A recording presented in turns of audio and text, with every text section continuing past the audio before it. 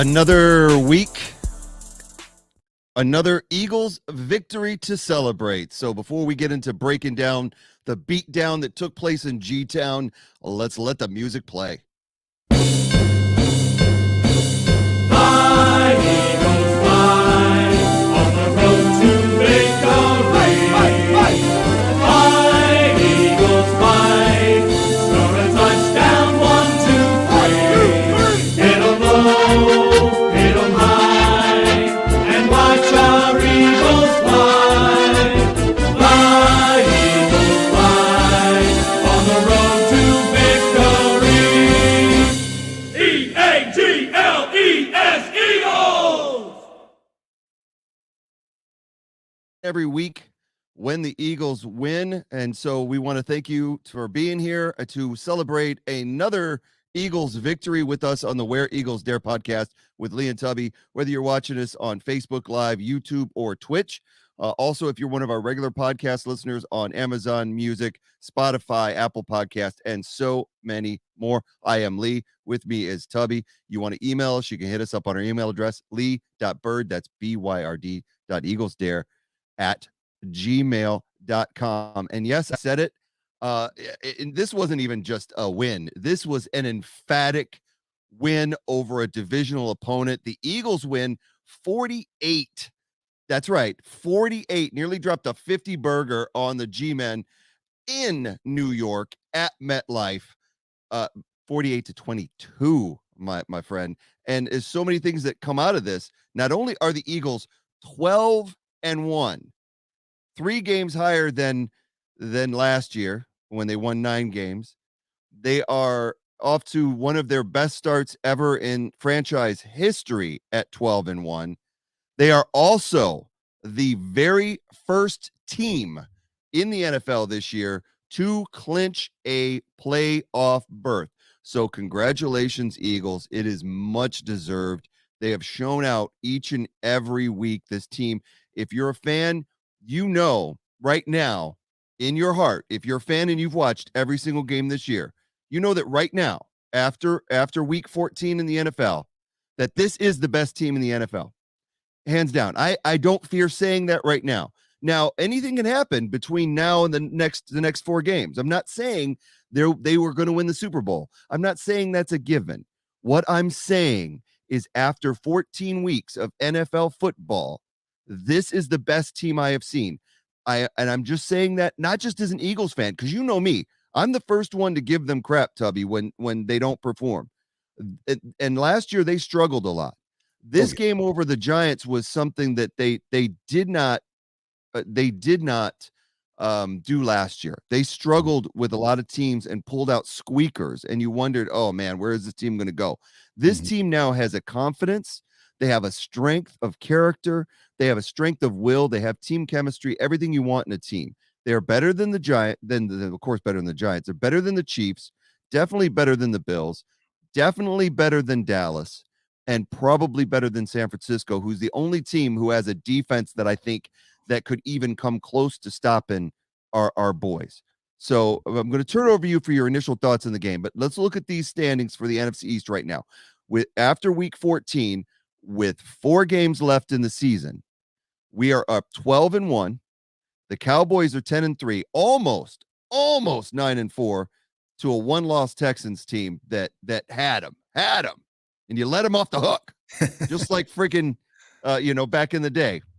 Dennis Green said at the freaking, I want to slam a podium and say, you let them off the hook. They were there. Who they thought they were. Yeah, exactly.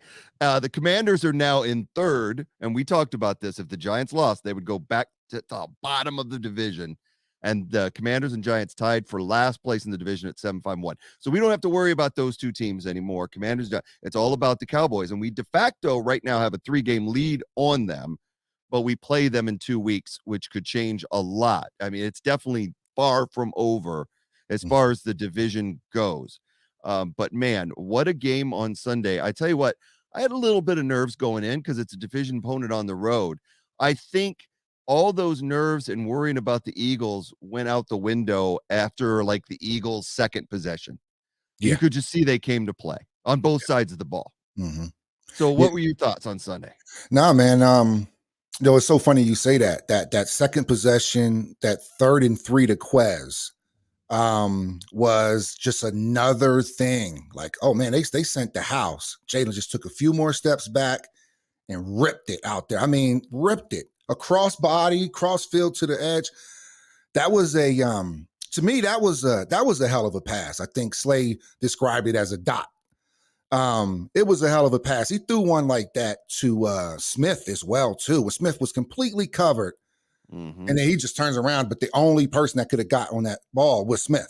Like, I mean, he almost like Smith's kind of caught it by defense, like, oh shit, on that another 3rd down. So anyway, it's just Oh, funny. you're exactly right. Those are two the two plays that a lot of people are talking about, because these are plays that Hurts wouldn't make last year. Mm-hmm. But now he's got some confidence in his throws, and he's got confidence in his receivers to know that he can throw those timing routes, because that's what we want.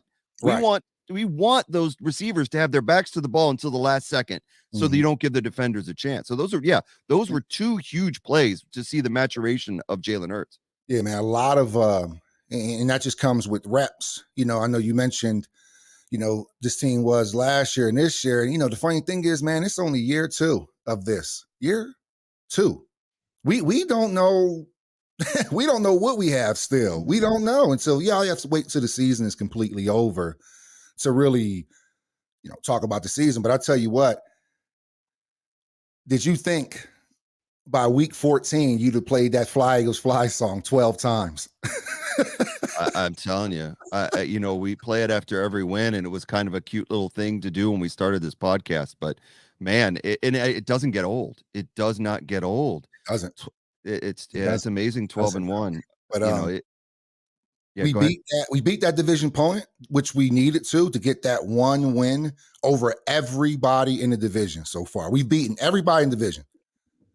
Now we just have to worry about our own record. And Dallas is right there in the way, but they're not as, if we'd have lost to Dallas early on, I'd have been really worried about Christmas Eve. But I'm not really worried about Christmas Eve. It's just another game the Eagles have to win. It doesn't matter if it's the Cowboys or a division game. They have to win this game.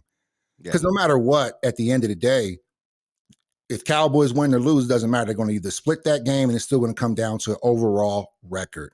So the Eagles have accomplished so much already as far as making themselves comfortable to get into the playoffs, man. And 13 games played in and already clinched.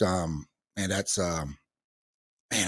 leaps and bounds past last year, but also expect you have a better team, same coaching system. The players are in the same system. You can grow off of the same system. This is what it is. Kyle Shanahan, you mentioned the Niners. Kyle Shanahan's been out, he's been out there in 49ers for quite a while now. Took him to a Super Bowl, right? So he has a system where when it's developed well enough, you can kind of plug guys in and it still should be able to work. Obviously, you're going to have different results with different quarterbacks, but it should be able to work. And I just like what we're building here in Philadelphia, man. So hell of a start to the season, man. Hell of a start.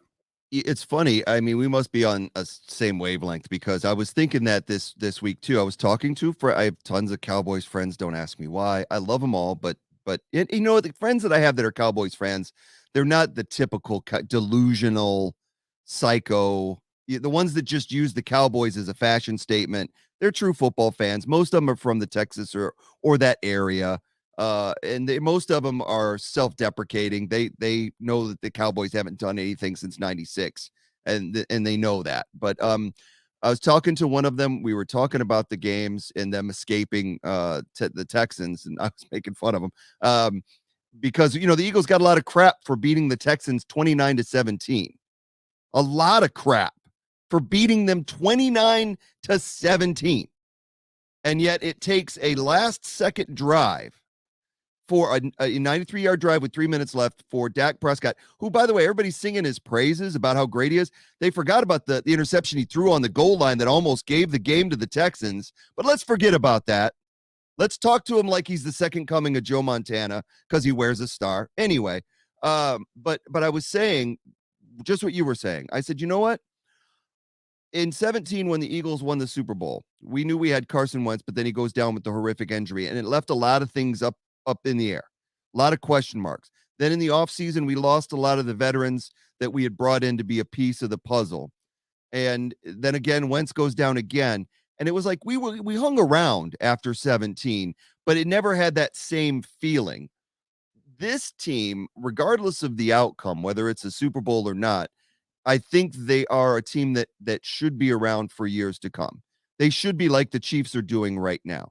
That you can plug different guys in, like you said. I said the same thing to my friend. I'm like, look, this is a team that I think that if they keep some of the key components and keep the chemistry together, this team can really do well. Even in spite of a defensive coordinator who likes to play a shell, which again, the shell is not a great system, but against the Giants, Gannon came out and I thought right off the bat, the first drive, he gets him into a 3rd and 17 with the sacks by Sweat and Reddick. Sweat and Reddick, the front four, with those two guys bookending it right now, with Reddick really being on the outside as a linebacker, are just unbelievable. Forcing a punt right off the bat, setting the tone for the entire game, and that's what they have to do.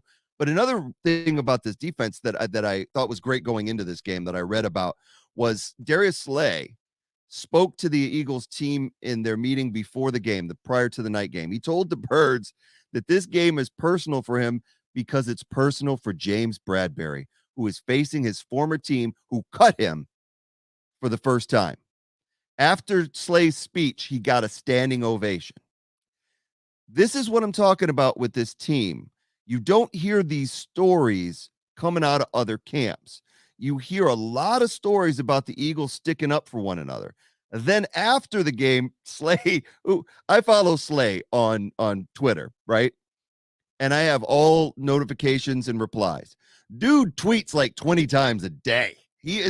When you see highlights of Slay, he talks all the time. The players all know he talks all the time, but he tweets all the time. And this is what he says. It felt good to whip that ass here for my boy JB. Whoever called JB and told him he was cut, I saw their face on that Giants helmet, and I was just trying to whoop that ass. That's, again, every game the Eagles have found a motivating factor. And really the defense, man, they just right off the bat laid it out. And then the offense comes out and does the same thing. Hell yeah. Big plays down the field on the first drive. Like you said, Quez Watkins, big third down to Smith. Like you said, big third down. And then a big play to AJ Brown. Like you think you texted me, man, they're hitting everybody. They're hitting all their monsters right now. And then Sanders with the 1-yard touchdown. It's beautiful right off the bat. Yeah, man. It was, just a hell of a start, man. Again, just seeing how AJ can only have 4 catches, but they felt like 4 big catches. Had a drop that was uncharacteristic of him. He just dropped that one. I was like, what? It was so nonchalant. I kind of, when somebody drop a ball so bad that you're kind of stuck for a second, like you don't hesitate you just go, he dropped that bad? He really dropped that ball with nobody around him? Like, it was so casual too. Like, man. Just like hit him on the hip and he just went, yeah. It was just like a meh type moment, but AJ can still only have 4 catches is my point. And the Eagles can still put up almost 50 points on you. So it's not like you guys have AJ, that's why you're winning.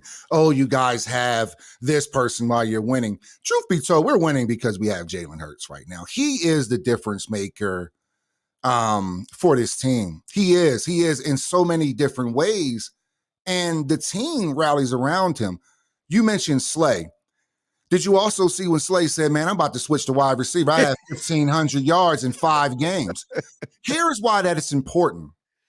If Jalen was a bum, do you think an all-pro corner will be talking highly of him? We're talking about a guy that faces quarterbacks as his job. This is what he does. Yep. Chess match against quarterbacks week after week after week, and he's done it at the highest level. But he said, I'm tired of this DB shit. I'm about to go over here. That's how you know that that's a team that's having a lot of fun. Players that are wearing the same uniform, have confidence in you as the leader. That don't sound like somebody that was second guessing whether Jalen should be on the team or not. Or whether they're sure if we can move forward with them. I mean, hell, I saw this stat today and I could not believe it. And I think, man, we've gotten spoiled very quickly that Jalen is leading the league in pocket passing at 75%, the best in pro football, while being the best team. You get me? You get me? We're not talking about a quarterback that's having to come from behind. The stats look good. All of these stats are from leading from the front.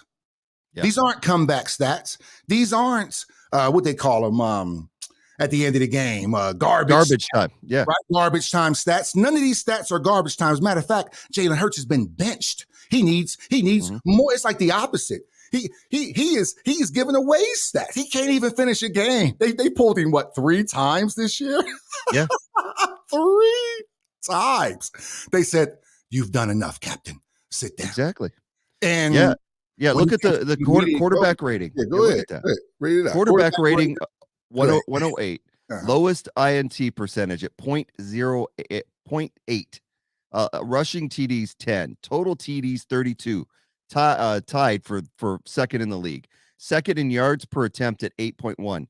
Third in completion percentage at 68%, and fourth in total yards at 3,843.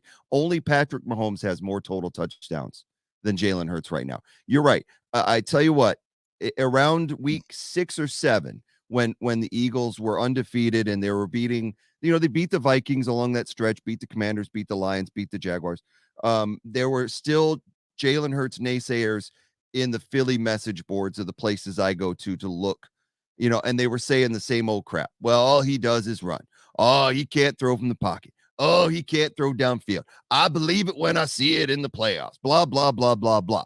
Well, now that they're 12-1, I go looking for those people. Mm-hmm. They're not there anymore. Right. And if they are, they're singing a different tune. Hey. Because you have no argument anymore. Right.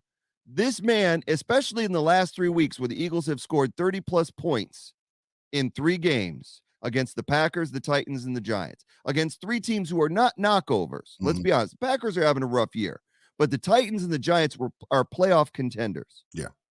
And the Packers are still mathematically in it. And this team has scored 30 points. And like we've talked about, against the Giants, against the Packers, it was the run. Against the Titans, it was the pass. And I even heard the announcers say it this week. Against the Giants, it was everything. They hit him from both angles. They didn't just run with Sanders, who had 144 yards rushing, and they didn't just pass with Hurts. They did it from all sides. It was a classic whoop down. And one of my favorites was the second touchdown. And I just don't want to bring up the graphic from that, because that pass and play to Devontae Smith was gorgeous. Let's bring this graphic up. I mean, this thing here, look at between 2 defenders. One defender falls down. The other guy, the safety's coming over the top. Smith pulls it away from him. He runs right on by. Yeah. And Devontae Smith into the end zone to put the Eagles up 14-0. That was when I started to go, you know what? I think we're good in this one. I'm not even going to sweat it.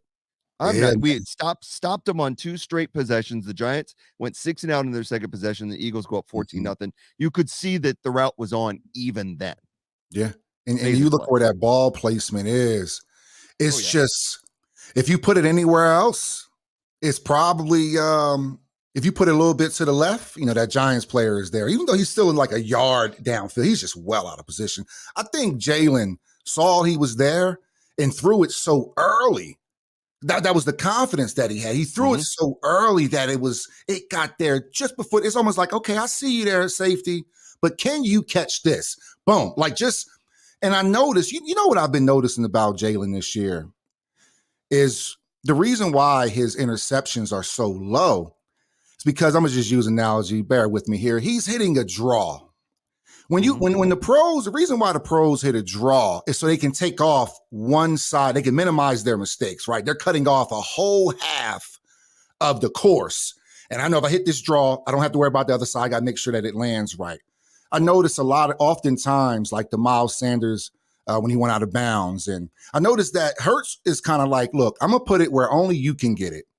And if you don't get it, I'll live with it. Besides the one where he threw it a little bit and then AJ scored when he had the 3 touchdowns against the Steelers, he probably didn't mean to throw it right there. But the other 2 were, kind of like sideline or bust. Like this ball is going to go out or you're going to get it. It's going to be tough, but you're going to get it. Same thing with that Devontae Smith when he did not drag that toe. That was a perfect ball. Oh, yeah. When you watch it in slow mo, you're like, it's no way possible Devontae doesn't get his, and he just steps out. I almost couldn't even believe it. I was like, this isn't even muscle memory, bro. Like you get the ball, yeah, you immediately start dragging your feet. And I thought that was an underrated miscue by Smith. I was like, dude, that's pretty elementary to not drag your feet there. And we're right on the 1 yard line. Then he's going to hear about it. Then we get a field goal, and then the Giants come right back, and then we score. Now the game's weird, and I'm like, that's that other 4 points off a toe drag, that was an absolute dime to Smith. Right. So we took 2 plays, absolute dime, which he could have dragged. And the same thing with Sanders. I think he was just a little off balance. But I think he's telling Sanders, look, man, I'm not going to throw it in traffic. You're going to catch this ball, and come down with it, or we're going to see what happens the next play. Take the incompletions and we'll move on. But I do like the poise. Our defense has stopped some of the premier running backs for about 3 weeks in a row, right? We got, just everybody who stepped up to the plate, man, since we brought Sue and Jenkins in. And this is why I have to give Gannon credit, because when you say it's not the scheme, it's about gap assignments, and then you put 2 guys in who know gap assignments, and then you see the whole scheme work, you go, maybe it was gap assignments. Maybe it just was that simple as gap assignments. And maybe Joseph and Sue, being the veterans that they are, know how to simplify their game at the stage that they are at in football. So Sue's probably not going for the gusto anymore. He's probably just filling the gap like I'm supposed to. Not going to do anything extra. Jenkins. All right, I'm starting. Cool. They want me filling this gap. All right, just going to fill in this gap. I may not make the tackle, but you're not running through this hole, sir. Not this one. And that is what Sue and Joseph has brought to that line. Then when they go off, we got our headhunt, Sweat, Reddick, Hargrave, and Cox. Now they're all teeing off. Graham, shout out to Graham. Graham has made some key plays this year that have just been really underrated, man. But Graham, coming off a major injury, he's back, man. He's back. So I just like the way the team is playing. I like their attitude. I mean, everybody's happy when you're winning, but I love their attitude. I don't feel like they go out there and say, we're just going to try our best. I think they're now forcing their will on people. Right. Like that A.J. Brown touchdown or walk-in, I was like, they are rolling on all cylinders. A.J. Brown just walked in the fuck. Are you kidding me? Let's talk about that real quick, because I've got a graphic of the right after the Jalen Hurts to the Devontae Smith touchdown. This is in the start of I think it's the start of the second quarter. And you see A.J. Brown and you see Quez Watkins laughing it up. They're having a ball. Look at our QB1. Look at our QB1's face. This has hit a lot of the social media, and this is Jalen Hurts. This is one of the things, like I said, I liked McNabb when he was around, but one of the things that used to frustrate about me was how he would be one of those guys laughing and joking. It's all right for the wide receivers. It's all right for the wide receivers to laugh and joke. It's all right for the DBs to laugh and joke. But man, QB1 has to be focused. And this is a guy that's up 14-0. And he's thinking about the next possession. You can't tell me that's not what he's thinking about. He is thinking 4 games ahead of what he wants to do. He has a lot that's a man who has something to prove to the rest of the league. And so when the Eagles would get the A.J. Brown touchdown, that was the muffed punt, which was one of the silliest things I've ever seen in my life. They're heavy metal punter. First of all, I've never seen a punter with hair quite like that. It's like the what's the player for the Steelers? Polamalu. It's like Troy Polamalu. Like the Thor version of Polamalu. Yeah, it's like the punter version of it. Yeah, the Norse version. Yeah, exactly. But he can't hold on to a ball, drops it, and tries to do a drop kick, which was illegal. Eagles get a 10-yard penalty and the football on the 33-yard line. And then that was like, this is the first play. We're going for broke. We're going to just go. We're just going to humiliate you now. How do you think the Giants sidelines felt coming into that game? And you're at the beginning of the second quarter and you're already down 21-0, and you've just had a turnover like that. I mean, props them just to suck it up to get some points on the board. Right. But demoralizing, and that's the laser focus that we've got there when you've got that AJ Brown touchdown. It's amazing. And let's talk about AJ real quick. 1,000 yards. I mean, man, 1,000-yard receiving. This is from his Twitter. They don't call me 1K for nothing. Blessings. Always open is his nickname, and he's right, man. He gets open, and even when he's not open, we've seen like against the Giants, and when he caught that pass against Avery, he gets the ball. He goes to it. The Titans. That ball when he caught. That's the Avery. That's what I'm talking Avery, about. Got you. Mm-hmm. Yeah, he makes plays, and like you said, he may not have 100 yards every game, but this is 1,000 yards over the course of 13 games. We don't get guys like this that often, that come around. We had Smith, but we had nobody to compliment him, and now the two of them together have made a huge difference. Speaking of our former wide receiver that we had at that position, I just wanted to point this out. This is the guy that last year that we had in that position that produced next to nothing. Jalen Reagor we send him to the Vikings. And what cracked me up was when the Vikings got him, they act like they got a prize. Like the Eagles just mismanaged him, that this guy really was talented. Eagles didn't know what to do with him. Wait till we get Jalen Reagor and Justin. Yeah, we knew better. Jalen Reagor, who has done absolutely jack for the Vikings, guaranteed that they were going to win in Detroit. And not only did they lose, first of all, shut your mouth, Jalen. You shouldn't be talking about nothing. Not only did they lose, but Penei Sewell, with his catch, the offensive tackle who caught the ball, the tip ball, and then had more receiving yards, 9, than Jalen Reagor had in that game, which was a goose egg. Another one. Jalen Reagor, I'm sorry, there's some guys who have it, some guys who don't. That was a bad pick by Roseman. He knows it. They made up for it. And that's probably the last I'll ever mention the name Jalen Reagor again, because there's no point in talking about it anymore. He's just done. We're going to move on. We've got the team now. I mean, Quez coming up, Pascal coming up. Quez went down with the injury. We'll see how he's doing. But here's the thing. Goddard should be coming off the injured reserve list this week and be put in the window. May play against the Bears, should play. Definitely will play against the Cowboys. And Stoll and Calcaterra has made some clutch catches, especially Calcaterra. Calcaterra made a third down catch. Oh man, thank you so much. So man, you know what we did gain with Goddard going down? Passes to the running back. Just another thing that we've gotten. Those passes to Sanders now, they look real good. Sharp. The dump offs right over the middle where the tight end would normally be. Now they're putting the running back there. And I would imagine that when Goddard comes back, that's just going to free Goddard up more. It's just going to free Goddard up more, or the running back more. Because this is what tight ends you don't even really have to cover. Right. And then soon as you turn your head, boop, Jalen hit, Calcaterra for 13, boop, Stoll for 14. Hello. Like, you turn around. He's unbelievable. The moment that you think that he can only go to AJ and Devontae, he was carrying it that first half.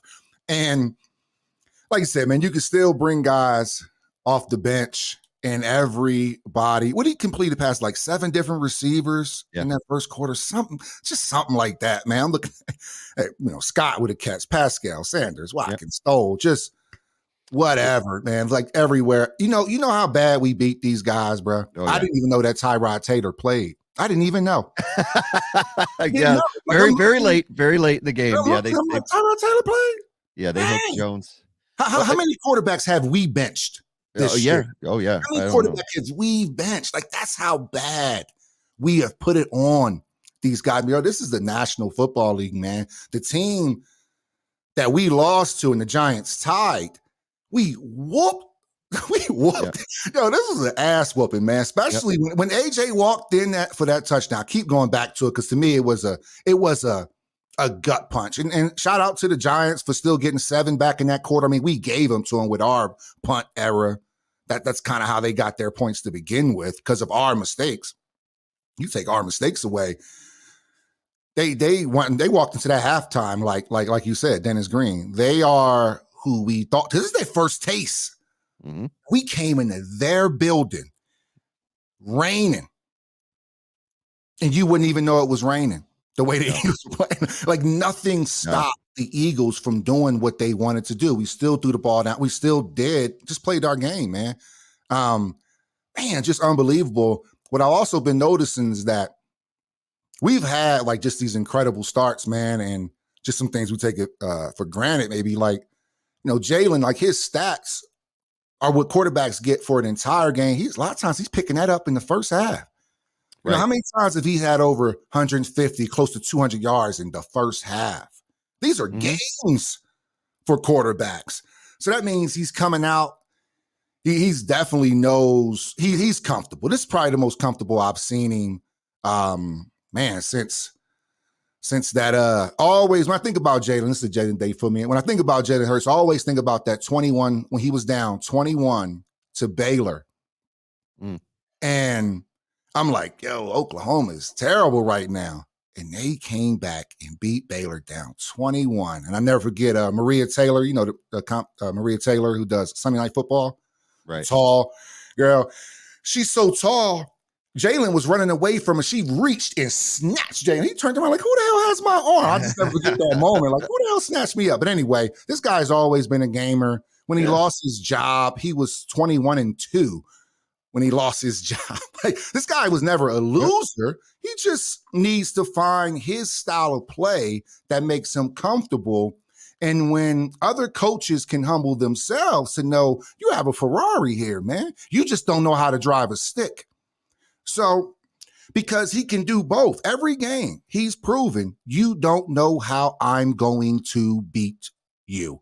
And with him making those completions against the blitz, that is so scary, bro. As a 24-year that's beating the blitz, that's scary, man. That's scary. And one more point, a bit of a rant. Yep. You said I don't even know if there's those guys out there that don't believe in Jalen. Kendrick Perkins, it just showed. Kendrick Perkins put out a tweet, and he was basically like, "If Jalen Hurts isn't your front runner, not MVP, the operative word here is front runner. What's the harm in being a front runner? Why wouldn't a 12-1 quarterback that is playing at an extremely high level be even a front runner? Like, how is that even an argument, But you'll find them right in the comment sections talking about, well, he's not a real quarterback. And it's like, tell me you haven't watched football this year without telling me you haven't watched football this year, because you come on, and that's a clear implicit bias. Because nobody that watched the games could actually say that. And for you to say he's not even a quarterback when he's actually the best pocket passer accuracy in the league right now, it's tell me you haven't watched football without telling me you haven't watched football. I know these guys are trolls, but he was like, no, Mahomes the quarterback. This guy isn't the quarterback. And it's just like, sir, I don't think you've been watching. So it's almost like I couldn't even take the comment serious, if that makes sense. Yep. It's so disingenuous. Yep. Like, so it's just like, dude, unless you just think about this about Hurts, because there's no way you watched him play. Yeah, no. And can have these. He doesn't have to say this started the season. He doesn't have to play football like you want him to play football. His job is to get the ball down the field, matriculate the ball down the field. Yep. And he just does it to the best of his ability. And starting in the season, I say, if you're looking for Jalen to throw for 5,000. You're looking at the wrong guy. He is going to have a lot of passing yards and a lot of rushing yards. Yep. That's what you're going to get because that's who he is. So I just don't understand why he just can't, ball out, man, and just let him play, man. So, and in that, remember they asked him about, just how you feeling, and he said, I carry my scars everywhere, and I don't forget. So that Giants game, that picture with Mailata with Hurts bending down, Mailata like has his hand on the back. Such an amazing picture because it shows the compassion, the wherewithal of Mailata to be like, nah, this guy is good. He's down. I'm going to stay here with him because he's down. And then next year, you're laughing. That's why you stay with your teammate. That's why you don't get too down on guys in the locker room because you still have to give them a chance, man. Give them a chance to grow. man. We talked about before how most of these quarterbacks have been thrown in the absolute fire and are expected to perform at a level that they've usually wouldn't be expected to perform. Growing up, you didn't expect a rookie to ball out. That's how Peyton Manning can go 2-14, and it's just like, get him next year, Peyton. You get me? Like, get him next year. The thing that you say about the Hurts and the naysayers is I was in an argument by somebody, a Cowboys fan, on TikTok last night because they had a thing that was talking about the MVP race. Mm-hmm. And we started talking about the differences between the quarterbacks. And he said, we said a lot of things back and forth. This guy was a total nut job. And one of the things he said was, you believe Jalen Hurts is your savior. And I said, you see right there, that tells me you don't watch football. Mm-hmm. And I'll tell you why, because if you did, you'd know that this guy, and see, this comes from like early in the season. These are the people who watched a few pregame shows before the season started, and then the first few weeks, where the drumbeat in the national media was Jalen Hurts can't be the guy. Robert Griffin III, after this game, talked about how that needs to stop now. That needs to stop now. That should have stopped 6 games ago. That's true. But they've still been drumbeating this nonsense that Jalen Hurts can't do this, can't do that. And that tells me nobody's watching the games but us Eagles fans. Because if you watch it, one of the things that kills me as an Eagles fan on offense is 3 and outs. This team does not go 3 and out very often. They may have mistakes, they may have turnovers, but they move the ball past midfield more than I've seen any Eagle team do. Yeah. And that goes back to the quarterback. That always goes back to the quarterback. And you're telling me that he can't do something? So this narrative was pushed by the mainstream sports media at the start of the season. So many of these sheep just grab a hold of it and blah, blah, blah all season long. I had a friend of mine at my Cigars and Scotch Club. First thing he said, I showed up in my Hurts jersey. And he said, what, you think Hurts is the guy? I said, yes, I do. Mm-hmm. Now who's laughing at 12-1 and the best passer in the league? And I told him, I said, see, you're going to say that make a joke that I think Hurts is my savior, when I look at all he's done compared to your guy, Dak Prescott, who throws a pick at the goal line, nearly cost his team a win against a 1-win team. Unbelievable stuff. And yet I'm talking about the guy who is the first quarterback in NFL history to post 10+ rushing TDs in back-to-back seasons. Mm-hmm. This man learns. And see, you want to judge him on last year when he was a first full year starter, and you're going to judge him on last year? The stuff like this is what really gets me riled up as an Eagles fan. It really makes me, when I first talked about, the Cowboys game, going, you know what? If we lose to the Cowboys in Dallas, it's not that big a deal because we really want to save that win up for the playoffs. Now I'm saying, screw that. I want to beat those guys within an inch of their life in Dallas now. And the Eagles should feel the same way with as much disrespect as they're getting. Because even after the Giants game, when you watch the Monday Night Countdown last night before the Monday Night Football game, you got Booger McFarland talking about Dallas Cowboys being the best team in football when they almost lost to a 1-win team. Man, give me a break. I thought they took Booger off of Monday night. Dang, he's still in there making bad commentary. He needs to go away. But it's the ridiculous thing. They're talking, he was talking about the hypocrisy of Jalen Hurts, not Jalen Hurts, of Dak Prescott not getting respect for leading a 93-yard drive. He had to lead a 93-yard drive against a 1-win team because he nearly gave the game away. Yeah. And if the Texans had half a sense, like the Eagles do, to run a stupid quarterback sneak at the goal line instead of handing the ball 5 yards back and getting their running back killed, we wouldn't be talking about the Cowboys right now. Right. They would have lost by 10. Mm-hmm. But Lovie Smith screwed up. Oh, yeah. Mm-hmm. He screwed up. That play where the quarterback rolled out and didn't know where to go, I said, come on, bruh. You're going to wait until now to not know where to go with the football right now? Exactly. Was this why you were benched earlier in the year for Kyle Allen and then, get yourself back on the field, man? But, you made a good point about just the drum beat. And I think that's why you don't see a lot of Eagles media. It's because it's not a part of the script. No. And that's really all it comes down to, because you saw with one Baker Mayfield I thought the Rams had won the Super Bowl last week. I thought the Super Bowl, I turned it on. I said, oh man, the Rams won the Super Bowl and they beat the Raiders. You would have thought that because of one drive. Look, man, of course Baker Mayfield is capable of one drive. He's a Heisman Trophy winner and number 1 overall draft pick. And we are celebrating him being on his 3rd team. And he finally put together one drive. This is how low the bar is because they just like to talk about, people don't want to be wrong. They know there's so much tape on people being wrong on Jalen that it's like, I think people just don't want to get caught, overpraising them just to have people go, well, you didn't say this last year. So I just think people just go, we'll wait. But I say all that to say this, man. And it was the same thing with me, with Jalen. Everybody that saw me, they were like, Jalen Hurts. Like, I was kind of weirded out, man. I've been the Eagles fan for a very long time.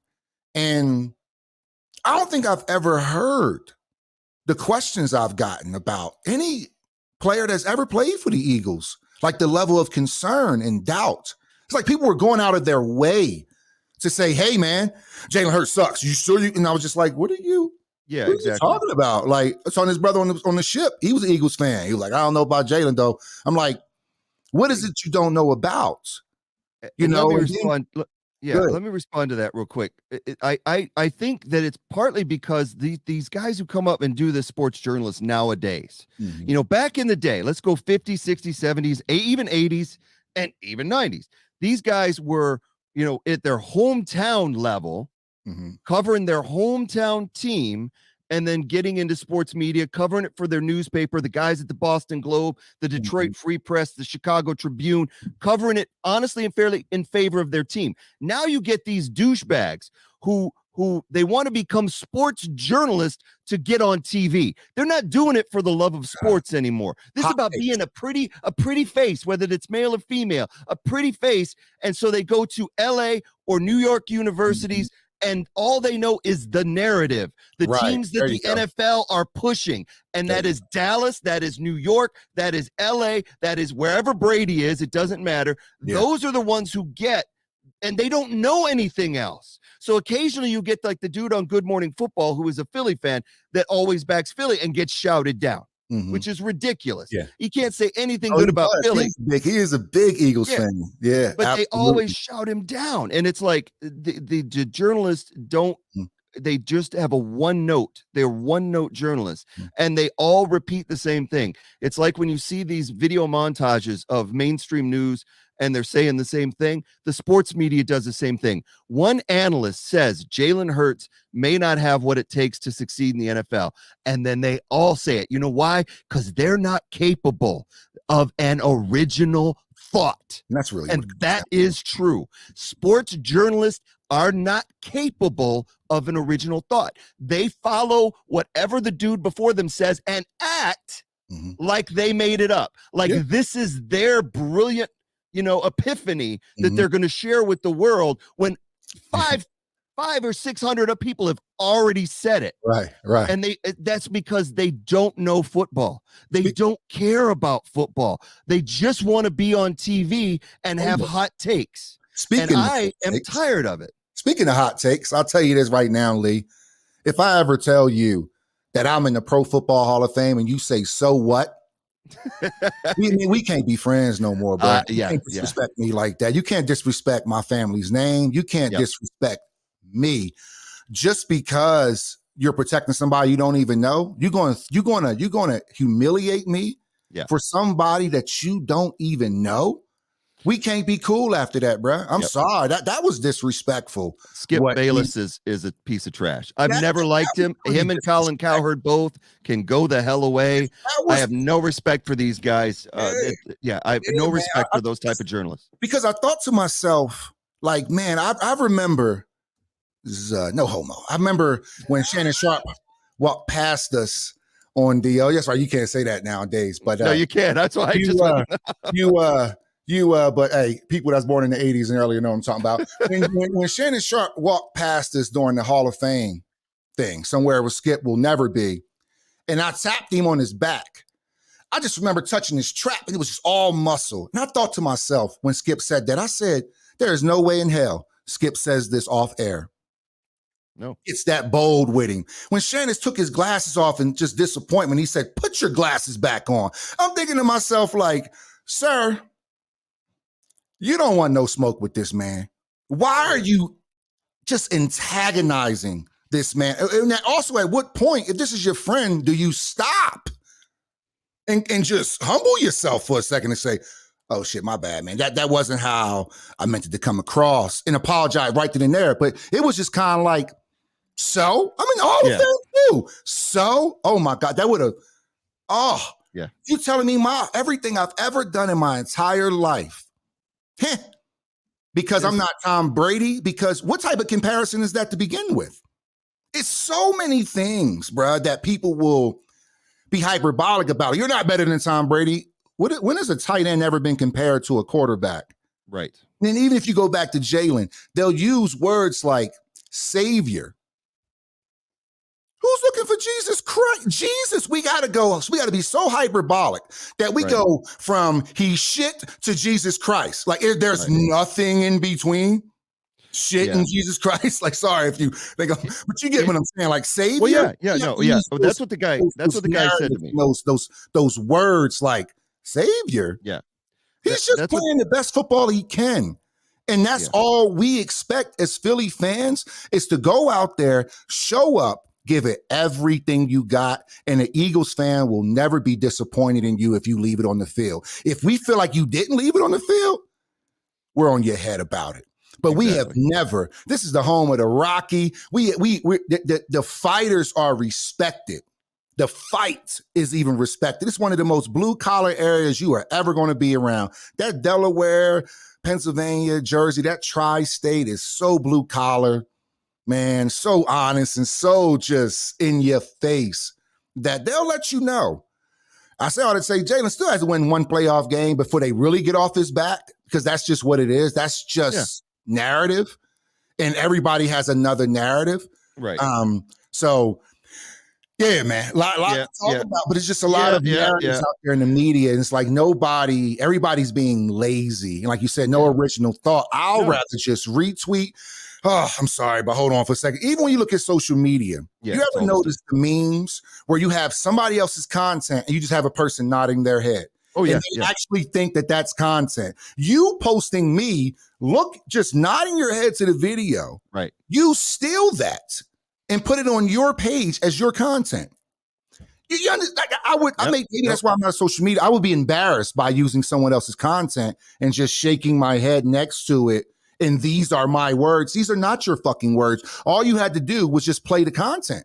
Right. But you had to put yourself in it, like you said, like it's your original thoughts. Right. So old school people are struggling, man. Old school people like me. I'm not an old head, but I'm from the old school, apparently, or some. Because that's the thing. That's sports journalists to me. I never hear an original thought from them. I always hear what they repeat the same thing. And then what's more frustrating is like, then you get into a football. We used to be able to have football discussions where you talk about your team and the other guy talks about your team.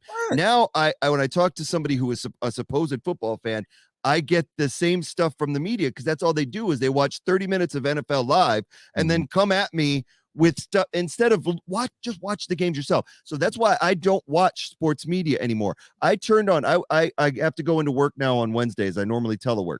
I turned on NFL Network on the way in. First thing comes up, Cowboys, off. Turn it on NHL radio, because I'm like, I'm not listening to you. And then I put on the NFL pregame on Sunday. Soon as the TV comes on, first thing Cowboys, I'm off. You are alienating your entire rest of your fan base for a third of the fan base. I'll be honest. There are a third of NFL fans that love around the world that love the Dallas Cowboys, but the other 75%, or the other 66%, if I say a third, 66% hate the Cowboys. So you're basically sacrificing your show because I can't watch it anymore, because this is all you cover, and they're not even leading their division. Right. So I just am done with it. We've gone on for a little bit of a tangent. We still got a lot more to cover on the Giants and everything that's going on. But yeah, it's been a week that, like, the Eagles do this thing, and they did get some needle moving in the realm of respect, but not as much as they deserve. And it's annoying to me. So I did want to show you a graphic that I saw that it will just finish off on this here for this thing here is the ESPN NFL Power Index. This is after the Giants game and the Texans game. These are who ESPN believes has the best chance to win the Super Bowl. And if you look at the top, it is Dallas still after beating a 1-win Texans team at 22.5%, then Kansas City at 22.5% tied, and then the Eagles at 21.3%. This is what I'm talking about. This is the silliest thing in the world. Now, before the Giants game, the Eagles were somewhere at around 15%, and the Cowboys were at like 30. It's ungodly. And it is disrespectful. And it's one of the things that, like I said, I stopped watching the mainstream sports media when you've got the Dallas Cowboy fans. Now, when we beat the Colts after we came from behind, did you see Philly fans pounding their chest? No. We came in here in this podcast and went, whew, oh, man, I got to give it to Jalen for coming back on that. But, man, we escaped. And this is what we did wrong. That whole first half, we talked about those things. You would have think the Cowboys blew them out the way that they talked about this game that they should have lost. Right. But it is what it is. We will move on and we will play them on Christmas Eve, win or lose. I now it's to me where I was like not even focused on that game. Now it's all consuming to me. And if they lose, I'm going to be extremely disappointed, but I'll survive. Yeah. A couple of things back on Jalen Hurts before we get off of Jalen's performance. I did have a couple of things I was bringing up. He, like say 10 rushing touchdowns in back-to-back seasons. I do also want to show this. The last year against the Giants at New York, the Eagles were humiliated 13-7. You see Jalen with his head down, and this is him laser focused after winning 48-14. And what's great is the Giants media having to be able to eat crow, because this was posted last year after the Giants game, and Zach Rosenblatt, another sports media freaking faker, said Daniel Jones certainly still has a lot to prove, but I think it's safe to say he's a lot better than Jalen Hurts. And when you see stuff like that, it's like you are judging a quarterback that's in his first full year as a starter, and that's your best take. So that's to finish that off. It's really ridiculous the way we treat like you said, a quarterback that's in his first year and expect the world from him. And it's unfair. And now that he is proving everybody wrong, they don't want to talk about it. But that's okay, because we will as Eagle fans. Another one we want to talk about before we go is Miles Sanders. Also hit 1,000 yards rushing this year. In against the Giants, he got 144 yards and became the first 1,000-yard rusher for the Eagles since LaShawn McCoy in 2014. You believe we have not had a 1,000-yard rusher in 8 years? And then AJ Brown became the first 1,000-yard receiver for the Eagles since Jeremy Maclin in 2014. So we haven't had a 1,000-yard rusher and a 1,000-yard receiver, and yet still not getting the respect that the Eagles deserve. This is something that I wanted to share too. This is Boston Scott's Twitter, and he posted about Miles. Too proud of my boy Booby Miles, which I've been calling him Booby, yelling Booby every time I see Miles get the ball. He running, but I bet y'all don't see what he does when the ball isn't in his hands. Did you see the Bobby Boucher play that Miles Sanders did when he ran through the middle? I don't have a picture of it. He ran through the middle and laid out the linebacker that was coming in, rushing in from the edge as Jalen Hurts was running, doing his designed run. This was beginning of the third quarter. I missed it. I saw the clip. I didn't catch it live. But I saw something when the reporters were asking him about it. I seen like the interview, not the interview. What's it called? The post game when he was talking about it there. But I don't remember the actual play. But I seen whenever he responded to the reporter about it. I did see that. I tell you what, the Eagles in that game against the Giants, they not only pushed the Giants around on the scoreboard, they pushed them around on the field. And Miles Sanders, I forget who it was he laid out, but he just punked him. Our little Miles, a running back. And then Kelsey did it a few plays later. He basically took a defensive lineman. Kelsey took a tackle and pushed him off like a rag doll. But what was great about that was Miles Sanders on the sideline after he did it was talking to Boucher and the water boy, and was sitting there yelling and saying, if you hear me yelling like Bobby Boucher, that's what's going on, because that's what he does when he blocks.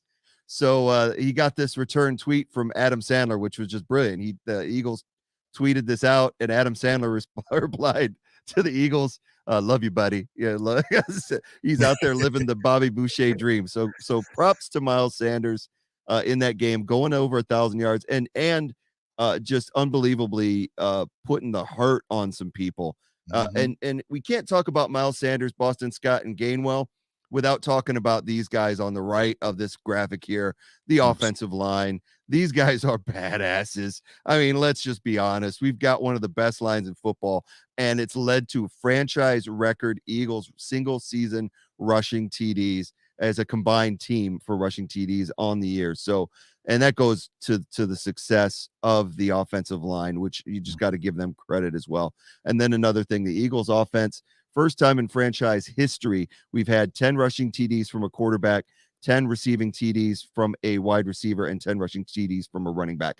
30 TDs just between those three, and that's not counting Jalen's passing touchdown. So we got to give credit to the Eagles in that regard. Now, the game wasn't without, there's one other person I've got to mention. We talked about a little bit. Hassan Reddick, 10 sacks on the year.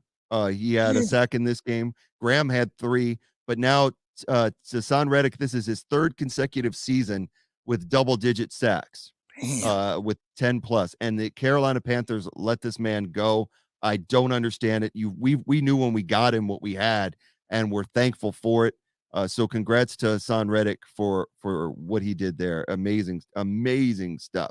And again, to talk about that defensive line real quick, first time in Eagles history, the team has 5 players with 6+ sacks. After the Giant game, we got Hassan Reddick with 10, Javon Hargrave with 8, Brendan Graham with 8.5, Josh Sweat with 7.5, and Fletcher Cox with 6.5. Coincidentally, all 5 players had a sack on Carson Wentz back in week 3. Just throwing that out there. But yes, 5 players with 6+ sacks, which is just amazing. And speaking of defensive linemen, then Ndamukong Suh after the game celebrating, saying sometimes Giants are smaller than you think. So we got to love Ndamukong Suh for being such a key part already for this game. Now, we didn't get out of the game without some incidents and with the things that we have to cover. But there, with every dark cloud, there's a silver lining. Reed Blankenship, who I was going to mention when we were talking about the defense alignment, I noticed that Gannon did have the gap discipline with Sue and Linval Joseph and rotating the defensive tackles out. And what he's done is he still has Reddick as a 5th down lineman from the linebacker spot, and he had the linebackers, he had Edwards and White, who was back from his injury, feeling like a 2 linebacker set almost with you, almost like a 5-2. But he had Reed Blankenship, who was sneaking down and laying the hit on people. He was helping to stop the run. Unfortunately, Reed got hurt in the game doing that, being aggressive. He got hurt on a play. Hurt his knee. But the good thing is he has a low-grade knee sprain and will not hit injured reserve. They don't know how long he's going to be out. Could be 2 weeks, but it's not going to be 4. We need Reed Blankenship back. We also need CD back, who are getting week 17. The word on the street is today, and it's a done deal, though, that the Eagles have reached out and signed their former safety from last year, who was on the team in the preseason that we let go, and signed with the Broncos, who the Broncos turned around and let go, Anthony Harris. So while Anthony Harris is certainly not CD Deuce or Reed Blankenship the way Blankenship's played the last couple of games, I do think he's better than Kevon Wallace.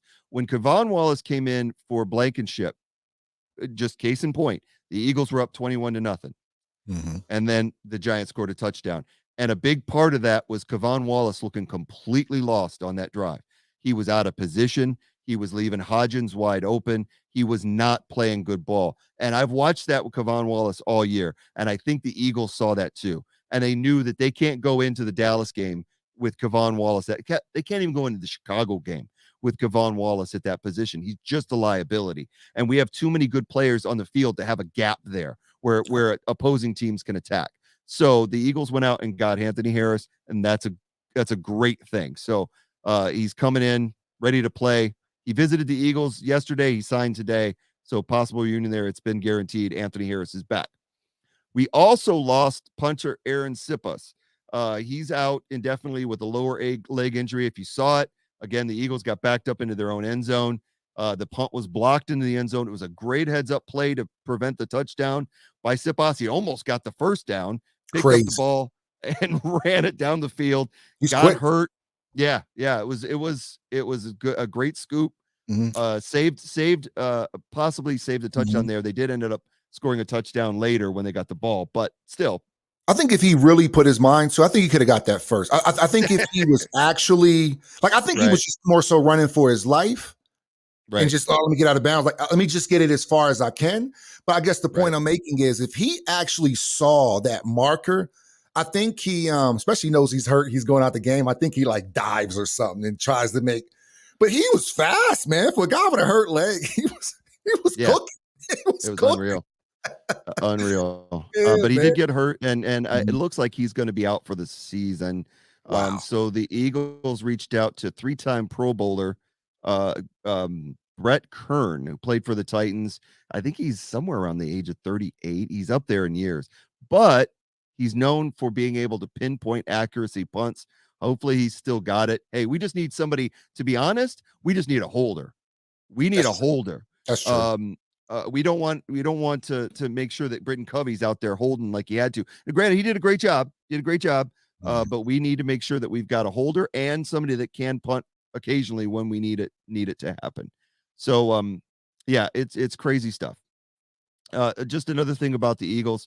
Now after the Giants game, the Eagles have played 6 games against current playoff teams: Tennessee, Dallas, Minnesota, Washington twice, and New York Giants, and they're 5-1 in those games and have outscored their opponents by a combined score of 178 to 96, an 82-point differential. Yet they're not considered the best team in the NFL by many people, and screw them. Merrill Reese, though, our beloved announcer of so many decades as the Eagles radio announcer, said this, and he says, the Eagles are clearly, and I do mean clearly, the best team in the NFC. I was so tired of hearing critics attributing their successes to a weak schedule. Last week, we heard how the Titans would present a real, quote-unquote, test.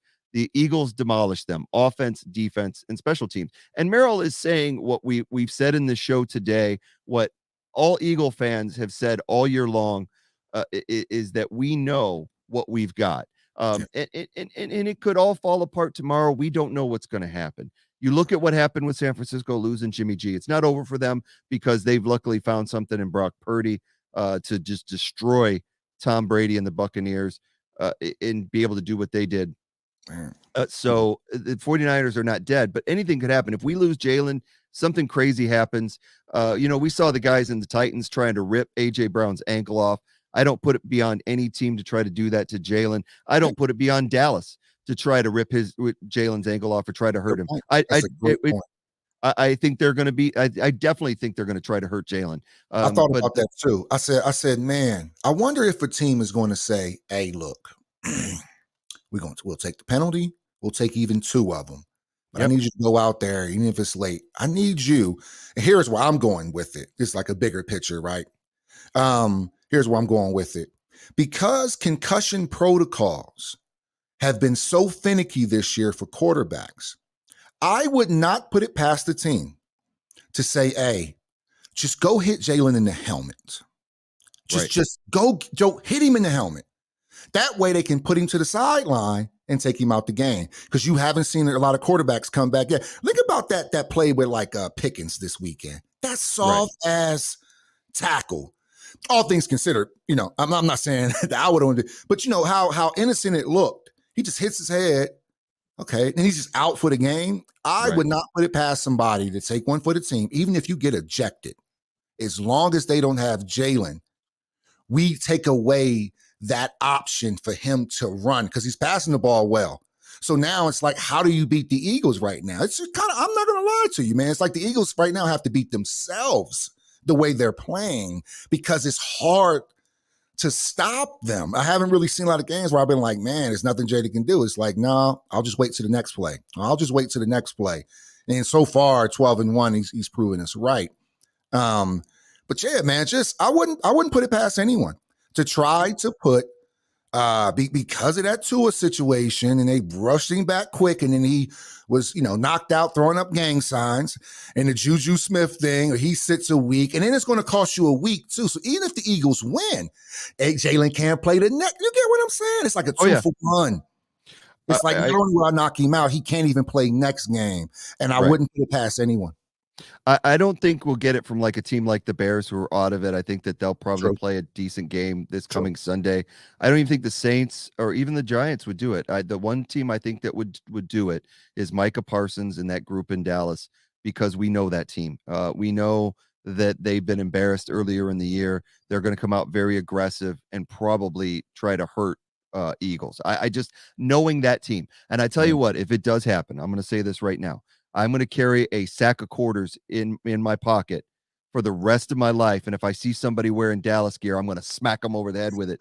If they hurt our quarterback, they will pay for it for the rest of their lives. I'm going to friggin' wear a mask.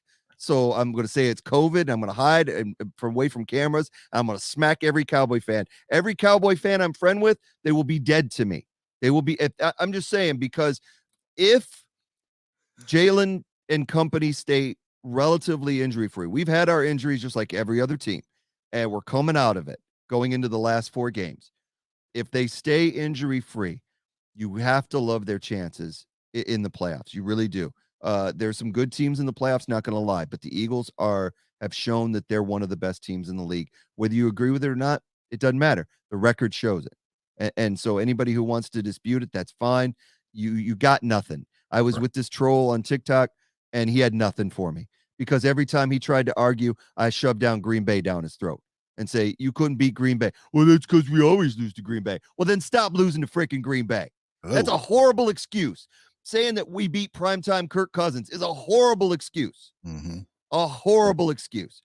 And then he tries to bring up the Colts. I'm like, yeah, you blew out the Colts in the final 8 minutes of the game, but you were down, just only up 21-19 in the fourth quarter. And then he brings up that we barely beat the Lions. I'm like, yeah, you know what? The Eagles were up 38-21 on the Lions in the fourth quarter. 38-21. Do you know what the score was with the Cowboys and the Lions? It was friggin' 13-7 in the fourth quarter. The Cowboys were barely up. They were struggling against the Lions and got 2 late touchdowns. So I don't want to hear it. You got nothing, Dallas. You got nothing. You right now, the only thing you got is a date with the Eagles on Christmas Eve to prove that you're better than us. And you haven't yet. And it could happen. We'll find out. We'll cover that game next week.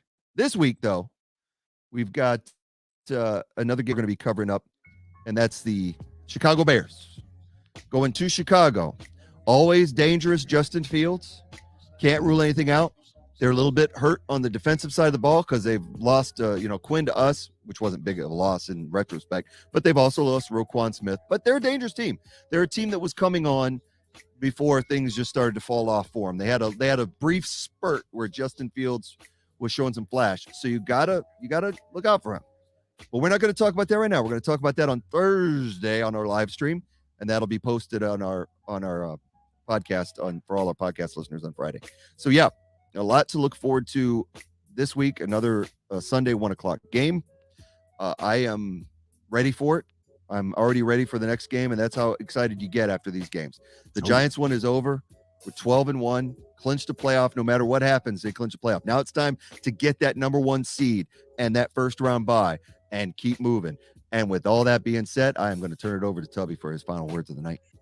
Thanks everybody for stopping by the Where Eagles There podcast. Another hell of a week by the Birds, and we move on to Chicago. Shout out to Detroit for beating Minnesota and just giving the Eagles just one more game cushion plus the tiebreaker, which you'll love to see. We control our own fate, our own destiny. Just got to stay focused. And as always, fly, Eagles, fly. And go Birds. We'll talk to you guys on Thursday.